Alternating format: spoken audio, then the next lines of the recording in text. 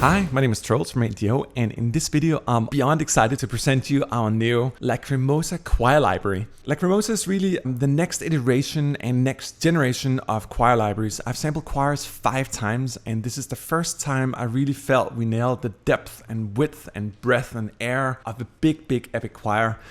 Lacrimosa is derived from our exclusive VIP sample catalog, and it stands as the biggest choir ever sampled. We had 200 people in the sessions, and there's no double tracking or triple tracking. This is actually 200 people in the hall. And what I've learned over time with people that live and breathe choirs for a living is that a choir needs to be asymmetrical in its setup. So if you can imagine, you have a pyramid in front of you, and the basses would be the bottom of the pyramid and the sopranos would be the top. You sort of make a bottom heavy setting in order to make the basses comfortably matching the sopranos. If you ever try to sing deep and loud, you realize it's nearly impossible, which is why you need more basses. And it's one of the mistakes that's been commonly made in sampling in terms of getting the choir sound right. So if you want a lot of basses and a strong male sound, that sort of Russian quality, you need more males. And in the case of Lacrimosa, we actually had 70 basses, 60 tenors, 40 altos, and 30 sopranos. And it's amazing you think like 70 basses and 30 sopranos actually match each other. But if you think about epic music, you rarely hear the males. You always hear those females on the top. And we really wanted to make something that was more balanced, but I'll be going into that in great length in the other videos. And let me also preface before we get too much into the video that I'll not be playing any musical examples in this video. This is really to take you underneath the hood of the UI and show you all the tricks in the user interface. But we have other videos where I'm demonstrating our beautiful True Legatos, our Multi-Vowels you can see over here, our sustains, marcatos, arcs, all that stuff. But in this video, I just want to show you what's really going on in terms of the user interface. There's a lot of super cool tricks. So we're just going to be focusing on the UI here, and then in the other videos, we'll go into all the musical aspects. All right, so let's get started here. If you look at this triangle up here, you're going to click on it and you're going to notice 2 different things. It's a purge all and a load all. If you click purge all, it's going to deload everything. So you can see the memory going down here. And if you click load all, it's going to load them all. And the great thing about that is that you can actually sort of create your own patches. If you know there are certain articulations you won't be using, you can just unload them this way. I prefer to have them all on, but that's a matter of your setting. And if you notice down here as well, you have key switches here, and they correlate with the articulations here. So depending on which key switch you click on your keyboard, you can choose the articulation in real time. The great thing about the staccatos as well, actually, is that they are velocity based. One of the things we've learned about choirs, and it's actually interesting because it goes for the big choir in particular. When they sing soft, it is like angelic, and when they sing fortissimo, it is big. So we really wanted to cover both of those aspects. So it's not just big and forte based, but you can actually do really beautiful, more airy and soft type of singing as well. If you look at the triangle over here, you can notice 3 different settings: velocity, key switch, and controller. Velocity allows you to put all the articulations on your velocity. I personally don't prefer that. It's kind of weird to have all the different things trigger on velocity layering. So the most common thing is just to keep the key switches, which is loaded per default. You can also set it to your own controller and CCs if you want to set up some crazy control over the articulations here. And there's a lot to control. If you look at the articulations here, you can notice there's a lot of staccatos alone. Let me also just describe too. So obviously you control the key switches down here in terms of the articulations. You have the full range from the basses to the sopranos here. So if you want males and females in separate patches, you can do that. But in this video, I'm just going to demonstrate both males and female loaded at the same time. And if you look up here in the top, you actually got our non-tonal consonants. So these are all the different sounds that's like that you can put in front of the sounds here. So if you want like ka, if there's something that's not there, you can mix the non-tonal components together with the normal articulations, and you can generate pretty much any word you want that way. And they're awesome. And we actually record different speed. One thing I learned was, for example, a sound like S, like you can go S, or you can go S, or you can go S. So you have different speeds on these guys as well. And we have a separate bang that's a lot more elaborate if you really want to get into that. Now you might have noticed down here it says show sequencer, and this is a super cool option. It essentially allows you to make very long and complicated sentences by combining different words. So let's say we want to go 8-D-O. It's super easy to write stuff with it, and we actually have 4 parts here, so you can actually do up to 64 different strings if you want to do that. It's just phenomenal.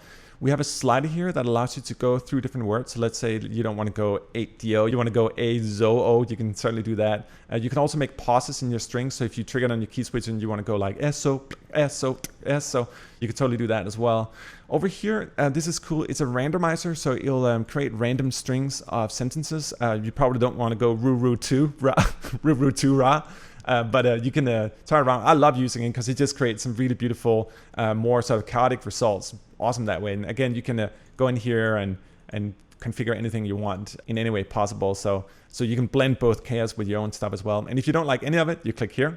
This is awesome as well. And let's say you're deep in a string here, you can always go back by clicking here as well. And we have a lot of other settings here for key switching and controlling these things much more elaborately. The parts down here and the sequence itself, you really want to get into the deep settings. But this is just a fantastic tool. It really allows you to go deep into creating much more complicated types of word structures and sentences and so forth. And it just goes really well also together with our non-tonal components, but also with our other articulations. So if you want to build elaborate strings of words, you can use that in conjunction with our multi-vowels and our sustains and our marcatos, which are all using the same type of functionality. You're going to see we have it over here as well in the same shape for the multi-vowels as well, which is awesome. And let's say you found a particular setting that you really like, the ru-u-stu-tu. You can go up here and you can click load and save and keep it forever. Let's take a short look-see here at the options page as well. The first thing that stands out here is the male and female slider here. And right now we have a combo patch load, so you can actually adjust the volume. Let's say you want the females to be a little more dominant and perhaps not the males to be so strong, you can do that. And that's because it's the combo patch. And again, we also have patches both for females and males separately if you want to load it that way. This is the slider for all the non-tonal components. You can deload it if you don't like it. Obviously we have expression and release triggers here as well. And over here, you can control the velocity curve on your controller. So let's say you want to use an exponential or an S curve to control your choir and the setup on your controller. You can do that here. We have a variety of different settings and you can really find what works best with your controller. I normally just leave it on the exponential here. It seems to work well, but this is really designed for you to customize your controller and sort of get into the nitty gritty of choral perfection on your keys. And if you go down here and click on effects, we also added our beautiful chaos effects to the library as well. So you have a variety of different settings here. You got dual stereo delay, you got 2 different convolutions and all that stuff. So if you want to get into sort of more sound design stuff in the choir, you can certainly do that as well. And last over here, we got our mixer, and there's a couple of things here that are important as well. Lacrimosa is made of 3 different microphone settings, which are comfortably the same setting as we have in our Requiem Pro library, and they actually work really well together, even though they're recorded in different halls and with different sizes. You can use them in conjunction together, and if you like certain things that we have in Requiem Pro that we don't have in Lacrimosa or vice versa, you can actually blend them freely, and I'll demonstrate that in one of the musical videos as well. It's very interesting how they work together. We have 3 different microphones here. You got the mix, the Decca tree, and the far. And the mix is cool. It's a combination of all the different microphones. I think we had like 40 microphones in the choir, so we correlated them all down to a mixed position here. And then you got the Decca and the far, and that essentially allows you to get a more close-up sound, a sort of typical symphonic sound, and a far if you want to get into the more quadraphonic or surround-based type of sound. And obviously you can load and unload microphones by clicking down here. Let me just take these guys away again. I prefer the mix. I think it's beautiful. If we move up here, there's 2 important things. First of all, you can control the stereo field of the choir. You can sort of narrow it in, or you can widen it out here. The choir obviously is fairly wide when you use stuff like Decca and is a little more tight in the mix. So we really try to make it like sound good in its default. But again, based on your template and your setup and how you like it, maybe you want a little more wide and you want it like a little more panning to it. You can certainly do that as well. But the most important option here, and the one you would probably use mostly, is our EQ presence. The EQ presence is a setting I created, and it's specifically designed to get your choir to sit more clearly in the mix. So it's a very specific EQ setup that adds a little more in the highs, and it kills a little bit of the rumbling in the depth. And I normally prefer to have it somewhere between 50 to 75%.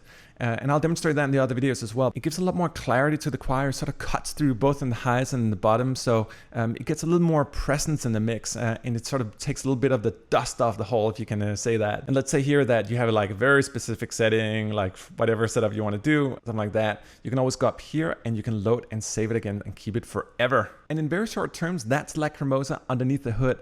Obviously, there's a lot of articulations in the library.